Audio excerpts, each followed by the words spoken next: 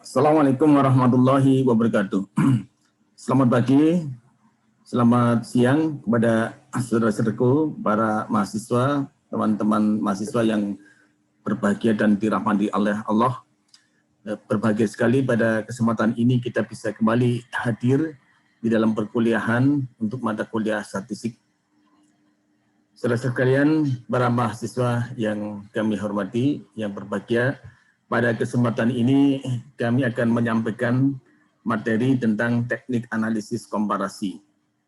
Dalam kesempatan ini kita akan berbicara, mulai yang pertama kita akan mencoba memahami apa itu teknik analisis komparasi, apa itu pembagian dari teknik analisis komparasi, kemudian juga kita akan berbicara tentang bagaimana langkah-langkah di dalam teknik analisis komparasi. Baik, mahasiswa yang terhormat, mari kita sama-sama mengikuti perkuliahan ini.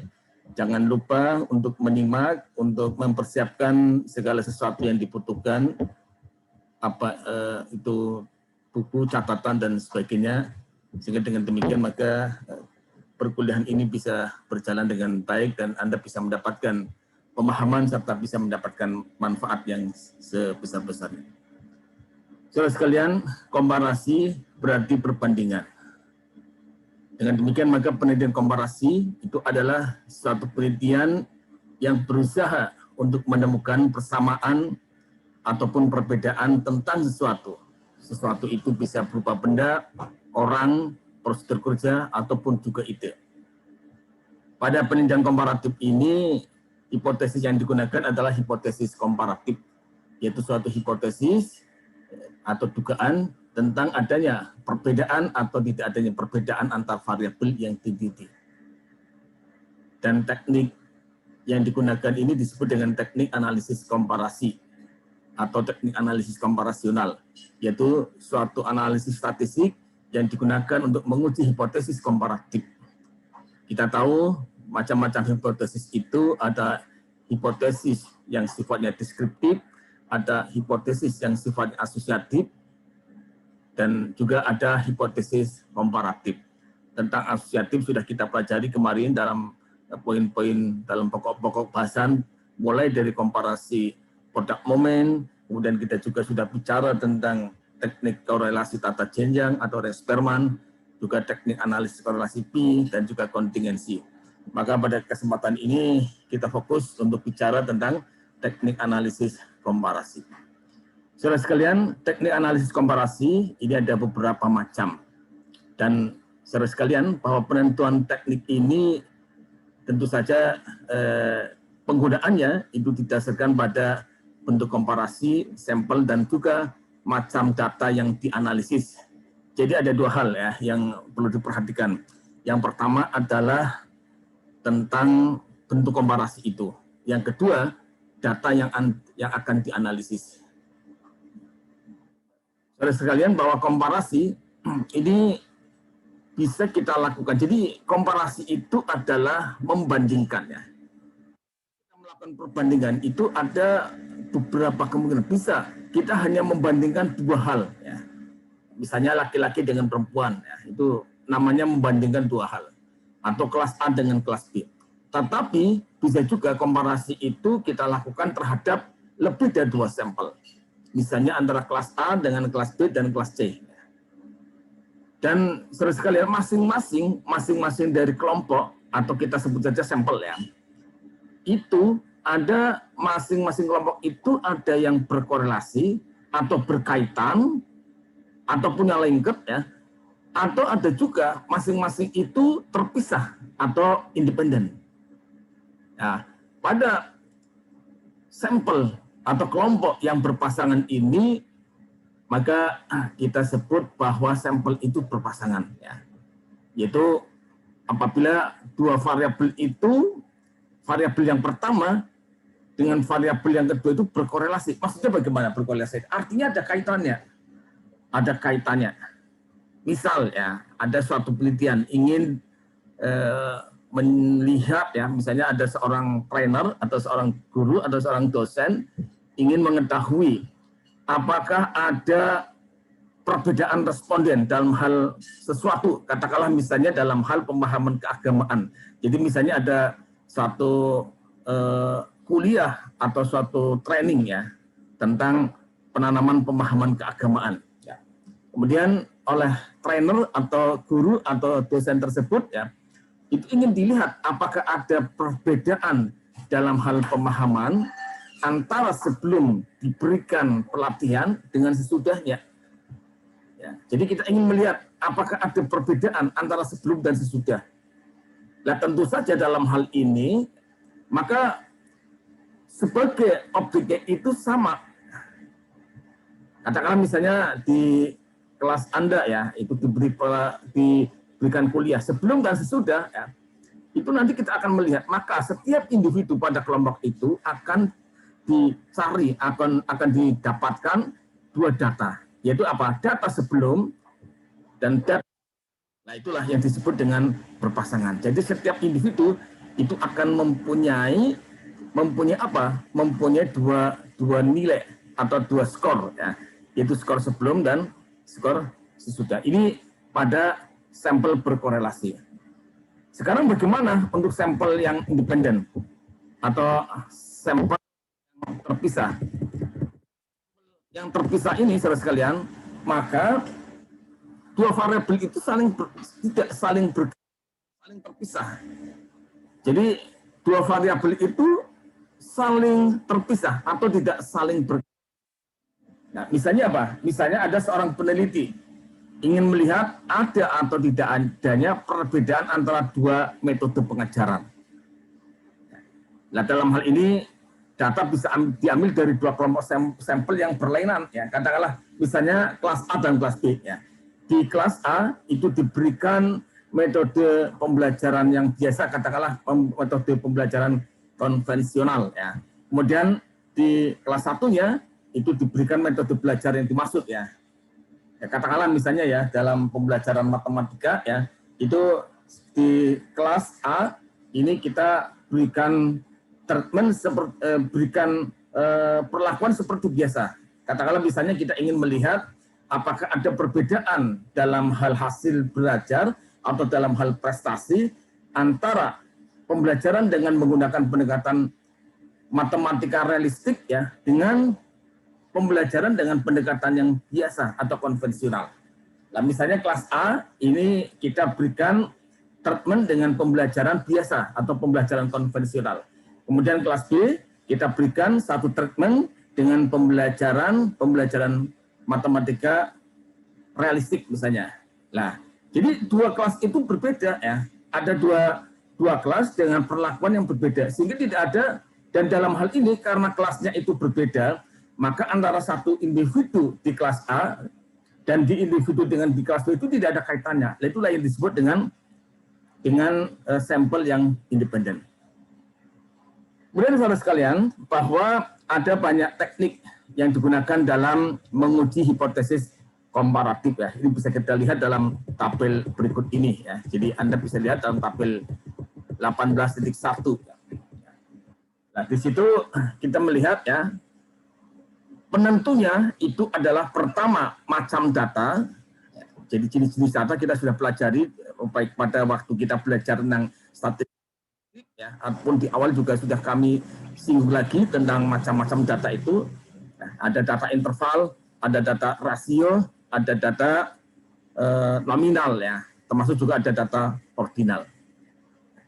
Nah, ini sudah sama-sama kita pelajari. Jadi kita lihat, ya, macam data itu ada interval atau rasio, kemudian juga ada nominal. Kemudian bentuk komparasi, ya, yang ingin kita lihat atau ingin kita terapkan itu misalnya ada komparasi dua sampel dan juga komparasi lebih dari dua sampel. Kita sebut saja dengan K-sampel. Nah, pada dua sampel ini juga kita bedakan, ada teknik, ada korelasi, ada sampel yang berkorelasi dan ada sampel yang independen atau tidak berhubungan. Dan juga pada K-sampel itu ada sampel yang berkorelasi atau saling berpasangan dan ada sampel yang independen. Nah, saudara sekalian, ketika kita melakukan analisis, kita mencoba untuk melihat komparasinya, ya, ketika dalam hal ini komparasinya adalah datanya adalah data interval dan rasio. Kemudian kita menggunakannya pada komparasi dua sampel yang berkorelasi, maka di sini kita menggunakan t-test. Ya. Jadi nanti kita akan belajar tentang t-test. Ya. Ada t-test untuk dua sampel. Kalau independen bagaimana? Kita menggunakan t-test dua sampel. Nah, demikian juga pada yang korelasi ya, pada teknik analisis korelasi.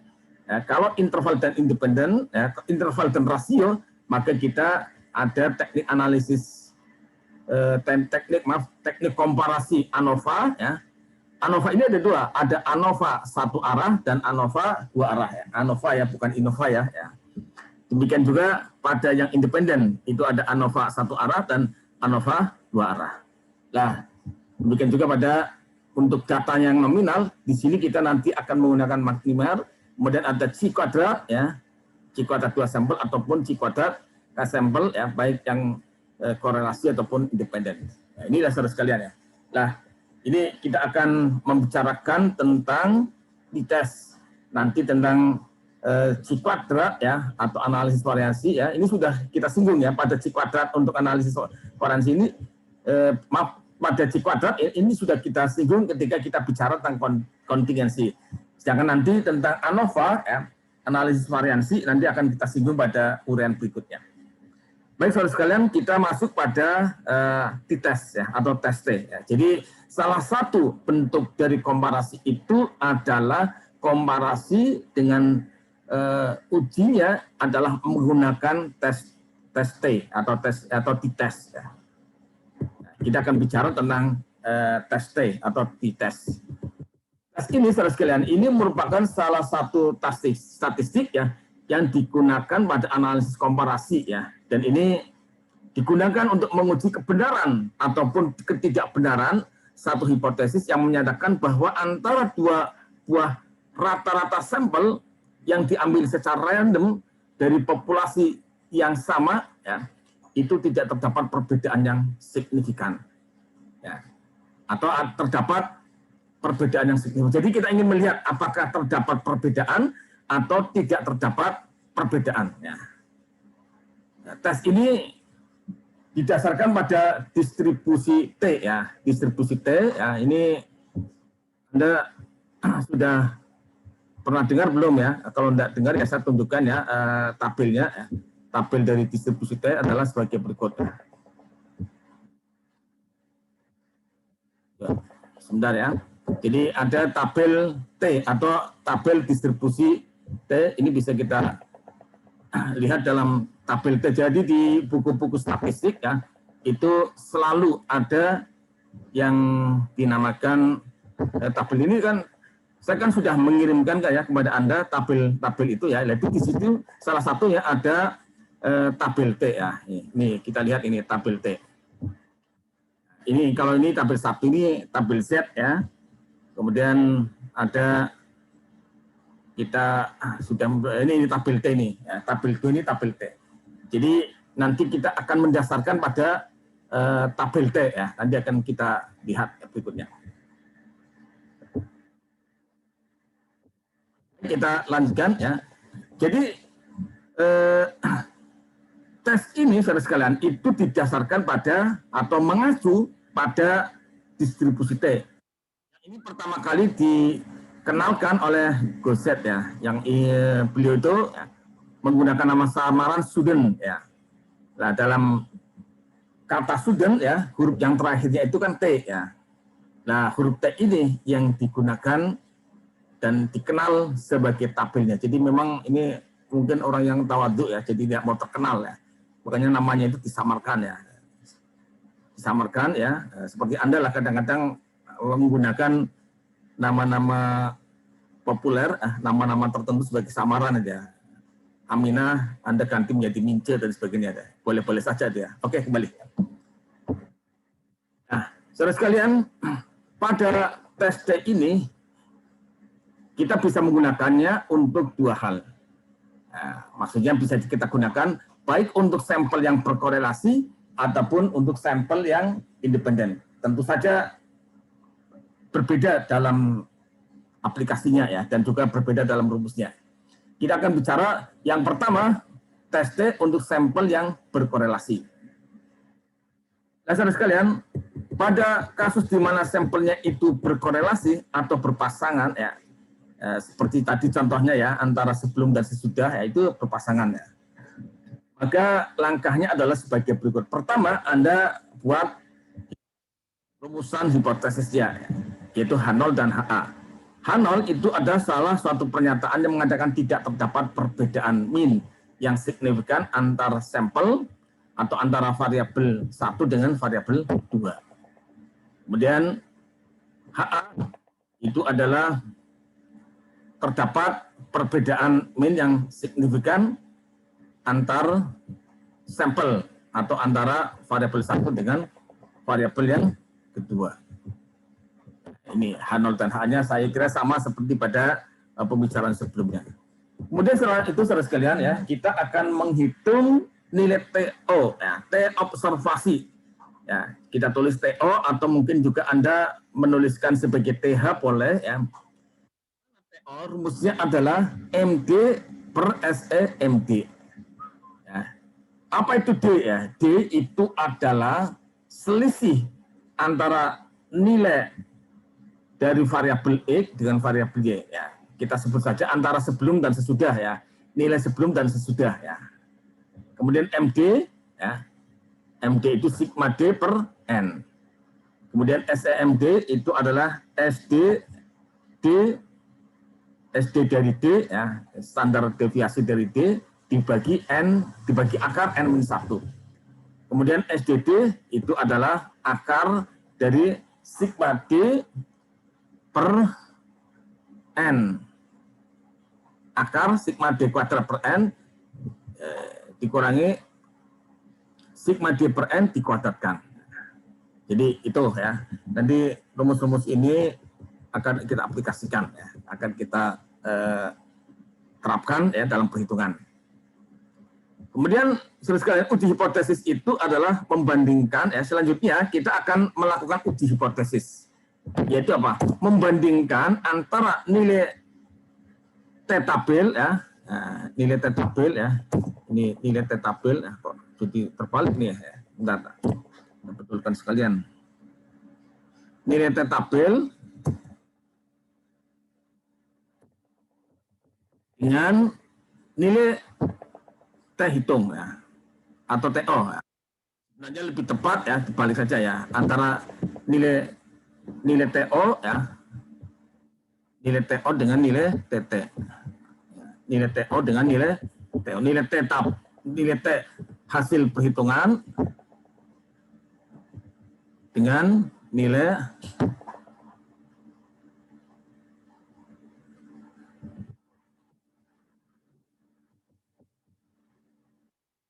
T hasil perhitungan dengan nilai T tabel atau nilai TO dengan nilai TT.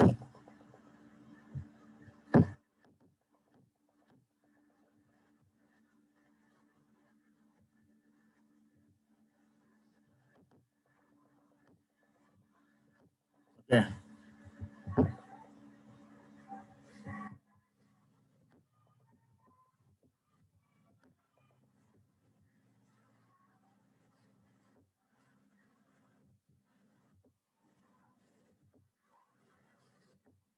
Nah, ini ya.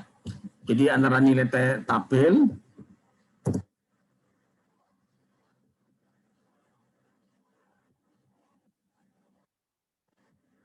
dengan nilai TT ini, saudara sekalian, ini bisa kita lihat dari tabel ya. Jadi nilai TT ini bisa kita lihat dari nilai tabel ya. Bisa kita lihat nanti ya. Kita lihat dalam tabelnya.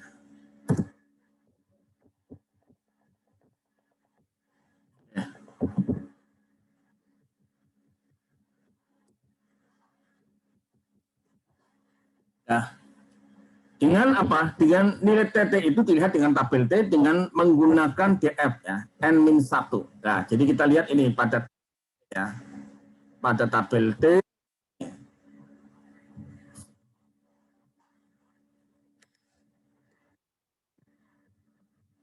Jadi pada tabel T itu kita lihat sebagai berikut ya.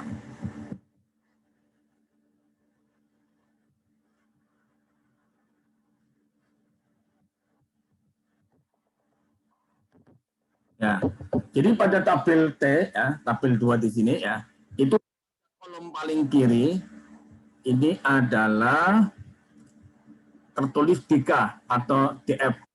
Itu singkatan dari derajat kebebasan. Kalau DF itu singkatan dari degree of freedom. Ini.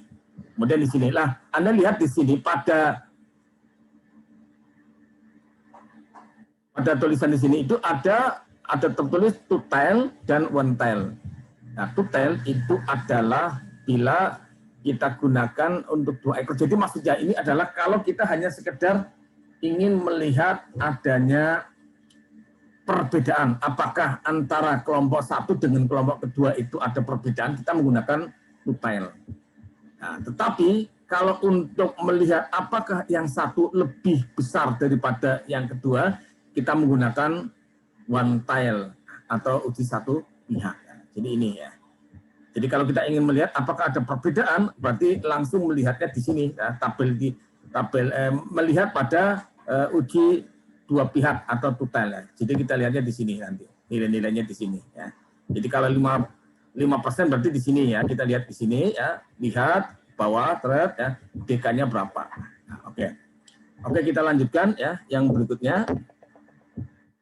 Jadi kita akan melihat nilai TT dan nilai dalam hal ini saudara sekalian ketentuannya itu hampir sama dengan pada teknik analisis komparasi. Yaitu bila TO lebih dari TT, nilai mutlak TO ya, karena dimungkinkan TO itu negatif. Ketika TO negatif maka harus dipositifkan. Ketika TO itu lebih dari TT, maka H0-nya ditolak, HA-nya diterima. Ya, H0 itu suatu pernyataan yang mengatakan apa? H0 itu pernyataan yang mengatakan tidak terdapat perbedaan. Ya. Sedangkan HA adalah suatu pernyataan yang mengatakan apa? Pernyataan yang mengatakan terdapat perbedaan. Jadi, kalau TO lebih dari TT, maka kesimpulannya adalah terdapat perbedaan yang signifikan antara variabel 1 dengan variabel 2. Ini ya. Sebaliknya, bila TO itu kurang dari TT, maka H0 diterima dan HA ditolak. Yang berarti apa? Kesimpulannya adalah tidak terdapat perbedaan yang signifikan antara variabel 1 dengan variabel 2. Oke, sekarang contoh ya. Ada suatu penelitian ingin melihat ada atau tidak adanya perbedaan perilaku keagamaan siswa SMA Ulul Albab antara sebelum dan sesudah mengikuti pesantren kilat. Kita sebut saja Raihan ya, pesantren kilat Raihan ya. Ada pesantren kilat atau pesantren petir, saya tahu nih ya. Jadi sebagai contoh saja ya. Jadi ada pesantren kilat Raihan, ya, Ramadan intensif dengan pelatihan. Kemudian dari sampel berjumlah 10 ya. Ini sekedar contoh, makanya sampelnya saya ambil 10 saja ya. Kalau dalam yang sesungguhnya ya kalau bisa jangan 10 tapi sampai 30. Tapi karena contoh ya, biar menghitungnya tidak terlalu lama ya, saya ambil yang 10. Ya, dari sampel sejumlah 10 didapat data seperti pada tabel berikutnya. Bagaimana kesimpulannya? Maksudnya apa? Bagaimana kesimpulannya? Apakah terdapat perbedaan atau tidak dalam hal perilaku keagamaan antara sebelum dan sesudah mengikuti peskil? Ya. Sehingga nanti kita bisa memberikan suatu rekomendasi bahwa peskil ini efektif ya, atau peskil ini tidak efektif misalnya, karena sebelum dan sesudah podo wae misalnya dia. Kita tidak ingin seperti itu ya. Oke, kita dapatkan data seperti ini. Ya. Kita dapatkan data seperti ini. Di sini nama siswa ya sebagai responden ya kita sebut saja A, B, C, D, E, F, G, H, I, J. Kemudian skor ya di sini kita tampilkan di sini skor perilaku keagamaan ya. Nah, kita tuliskan di sini yang pertama sudah mengikuti peskil, ini kita sebut dengan variabel X. Ya.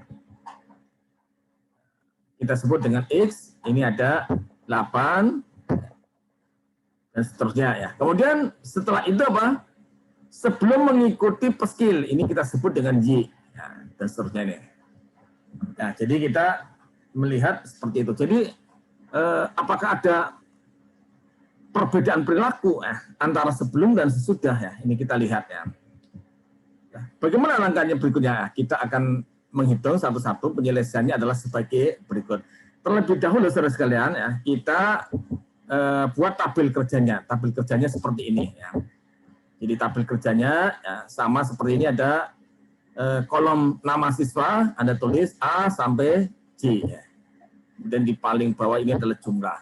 Kemudian skor perilaku keagamaan yang tadi ya dalam tabel 18.1 ini ya, kita tampilkan lagi, kita tulis lagi di sini. Ya. Kita tulis lagi di dalam kolom ini ya. Kita tulis lagi ini 8 dan seterusnya. Kemudian Y-nya juga sama ya. Kemudian kita tuliskan juga kolom D. Apa itu kolom D? D itu dari kata distance, itu maksudnya adalah selisih ya. Jadi selisih antara nilai variabel X dengan nilai variabel Y. Ya, jadi kita akan menghitung selisih antara nilai variabel X dengan nilai variabel Y. Ya. Jadi 8 dikurangi 7, ya, ini dapatkan 1. Kemudian 8 lagi ya untuk siswa B, ya, 8 dikurangi 7 didapatkan 1.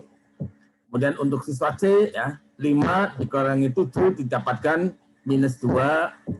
Kemudian yang siswa D, 7 dikurangi 6 didapatkan 1. Kemudian yang siswa E, 6 dikurangi 6, ya, ini 0, berarti tidak ada perbedaan antara sebelum dan sesudah pada E itu. Kemudian yang F, 6 dikurangi 5, ya, ini sama dengan 1. Kemudian yang G, 8 dikurangi 5, sama dengan 3. Kemudian 9 dikurangi 8, sama dengan 1. Kemudian 9 dikurangi 7, sama dengan 2. Dan ini C 8, Y-nya juga 8, ya, berarti di sini tidak ada perbedaan, maka di sini D-nya sama dengan 0. Kemudian kita jumlah ya, kita jumlah, ternyata hasilnya adalah 8 ya, jadi 1 tambah 1, 2 ya, ini minus 2 berarti 0 ya, 1, 2, tambah 3, 5, 6, ya, oke, ini 8. Kemudian selanjutnya kita juga hitung D kuadrat ya. Kita kasih kolom D kuadrat, yaitu nilai-nilai D tadi kita kuadratkan. Jadi 1 dikuadratkan sama dengan 1. Ini dikuadratkan lagi 1. Min 2 dikuadratkan 4. Ya. 1 dikuadratkan 1. 0 dikuadratkan 0. Kemudian 1 dikuadratkan 1. 3 dikuadratkan 9. Kemudian 1 dikuadratkan 1. 2 dikuadratkan 4, nah, 0 dikuadratkan 0. Jumlah sama dengan 22. Lah, jadi kita dapatkan, ya, ini adalah sigma D. Jadi 8 itu adalah sigma D, jumlah dari D. Kemudian 22 adalah sigma D kuadrat. Gitu. Oke. Nah dari sini saudara sekalian ya, nah, kita tulis rumusan hipotesisnya. Jadi rumusan hipotesisnya mengatakan apa? H0 tidak terdapat perbedaan yang signifikan dalam perilaku keagamaan antara sebelum dengan sesudah mengikuti pesantren kilat. Ya. Kemudian H-nya mengatakan apa? Terdapat perbedaan yang signifikan dalam perilaku keagamaan antara sebelum dengan sesudah mengikuti pesantren kilat. Oke. Selanjutnya apa? Kita hitung MD ya. Jadi kan kita akan menggunakan rumus ini, saudara sekalian ya, rumus mencari TO. Jadi ujungnya adalah mencari TO.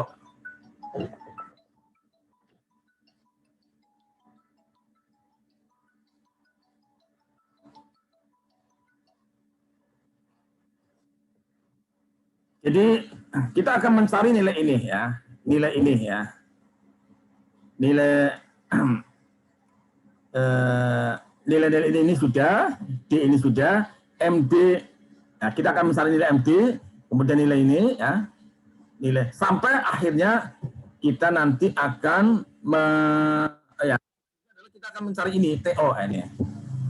TO sama dengan MD per SEMD. Jadi kita mencari MD, kemudian nilai SEMD ini ya, dan seterusnya. Oke. Jadi kita kembali ke tadi perhitungan tadi ya. SD-nya sudah ya. Sigma D-nya sudah, maka kita mencari apa? Nilai MD. MD itu adalah sigma D per N. Jadi 8 dibagi dengan 10 sama dengan 0,8. Bentar.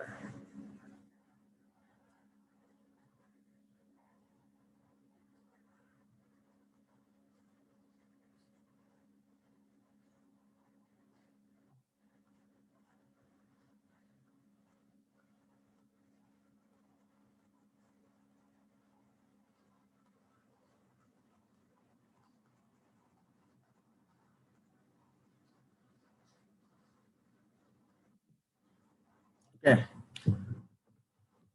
Jadi MD sama dengan sigma D per N berarti 8 per 10. Kemudian SDD itu adalah akar sigma D kuadrat per N. Sigma D kuadratnya mana? Itu tadi sudah kita dapatkan ya di sini. Ya, ini sigma D kuadrat 22 ya. N-nya berapa? N-nya adalah sama dengan 10. Jadi SDD sama dengan sigma D kuadrat per N ya, dikurangi sigma D per N. Jadi berarti sama dengan akar 22 per 10 min 0,8 ya, dikuadratkan. Jadi sama dengan 2,2 dikurangi 0,64. Jadi sama dengan akar dari 1,56. Jadi SEMD adalah SDD per akar N-1 ya. Ini rumusnya nih ya. SEMD adalah sigma DD per akar N-1. Jadi akar 156 dibagi akar 10 dikurangi 1. Nah, ini kan kurungnya kan bisa disatukan kan ya. Jadi akar 1,5 dibagi 9. Ini hasilnya adalah 0,46. Coba silakan nanti hitung lagi ya. Hitung lagi, pertama 1,5 dibagi 9 itu berapa, kemudian di akar. Nanti hasilnya ini. Nah, kemudian ujungnya adalah kita akan menghitung nilai TO. TO-nya adalah 0,8 per akar, 0,8 dibagi 0,416 ya, 0,416 ini. Jadi ketemu 1,923. Kemudian kita sudah mendapatkan N-nya sama dengan 10 ya. Kemudian derajat kebebasan ya, atau DK itu adalah N-1. N itu banyaknya data, ya, banyaknya sampel yang kita ambil, kemudian 1 ya, dikurangi 1. 10 dikurangi 1 sama dengan 9. Ya, kita lihat pada tabel ya, pada tabel T ya. Untuk DK9 maka berapa nilai TT-nya ya. Ya, 9. Kita lihat untuk yang 5%, ambilnya yang di atas ya. Anda lihat yang di atas ini. Nah, 5% berarti sini ya. Nah, kita ambil 0,05 tarik ke bawah. Nah, yang ketemunya adalah ini ya.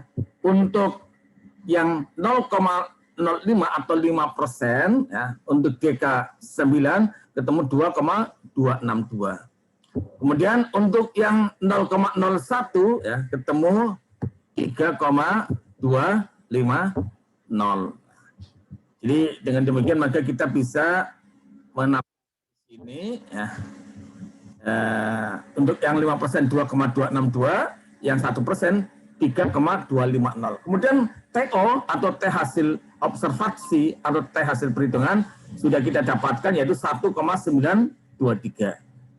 Ya, sedangkan TT-nya ya adalah 2,262 dan 3,250.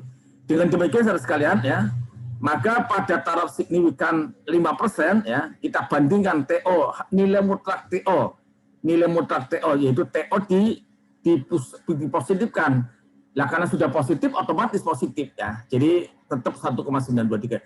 Jadi kita bandingkan ya, nilai TO-nya TO-nya sama dengan 1,923, sedangkan nilai TT-nya untuk yang 5% sama dengan 2,262. Jadi kita dapatkan bahwa ternyata nilai mutlak TO itu kurang dari TT.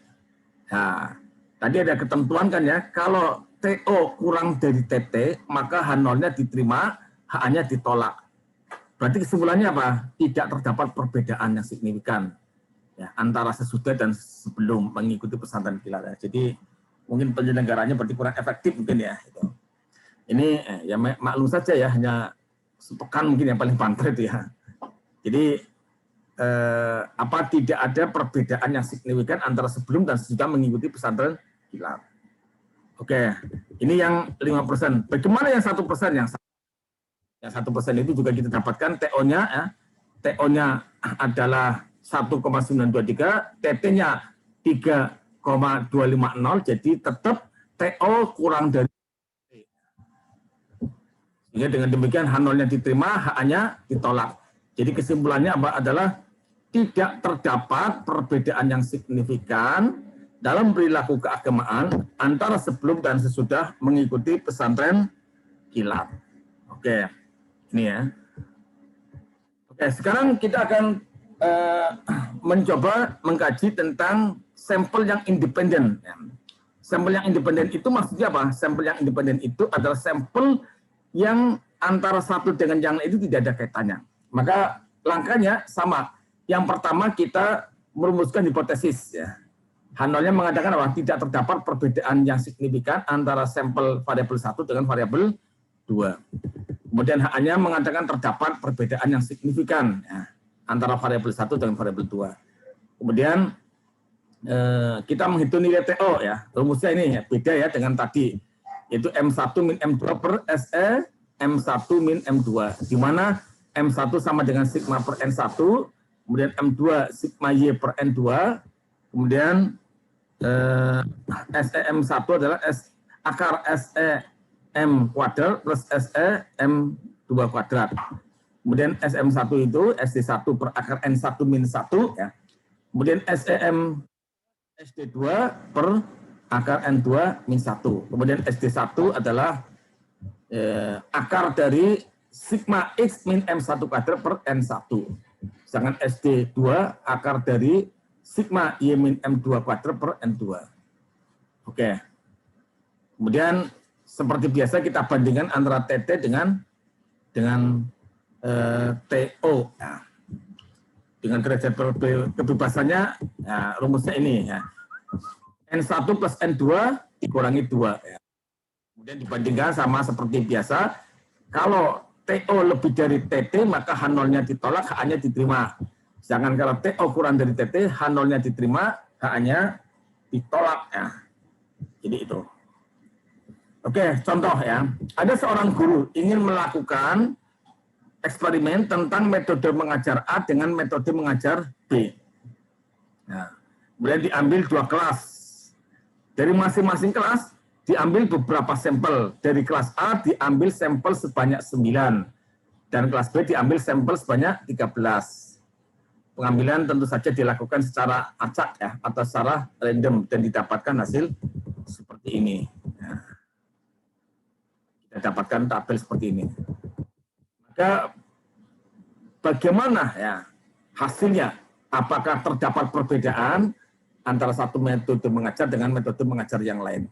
Nah, saudara sekalian, untuk penyelesaian itu dibuatkan yang pertama tabel kerja seperti ini. Ya. Ini kita buatkan tabel seperti ini. Jadi X ini adalah nilai-nilai ini ya. Nah, ini sebenarnya bisa diurutkan, bisa tidak diurutkan ya. Kita buat saja ini diurutkan. Ya. Nah, kemudian dijumlah ya, nilai X itu dijumlah ketemu 657. Kemudian dicari M-nya ya, langsung dicari M-nya ya. Jadi ini 657. N1 itu ada jumlah dari variabel X, jumlah sampel pada variabel X ya. Ini sama dengan 9 ya. Jadi 657 dibagi 9 sama dengan 73 ya. Nah, dari sini saudara sekalian kita akan mencari X min M1 ya. Jadi dalam hal ini 85 dikurangi 73 12. 80 dikurangi 73 sama dengan 7. 76 dikurangi 73 sama dengan 3. 75 dikurangi 3 sama dengan dan seterusnya. Nah, ini. Dijumlah ini hasilnya 0. Kemudian setelah itu dikuadratkan ya. 12 kuadrat 144. Ya. 7 kuadrat sama dengan 49. 3 kuadrat 9 dan seterusnya ya. Ini dijumlah sama dengan 4, 5, 6. Oke, kemudian yang Y-nya juga sama ya. Yang Y-nya kita tampilkan di sini semuanya. Nah, kemudian dijumlah ini sama dengan 936. Nah, kita jumlah Y-nya mana-mana di.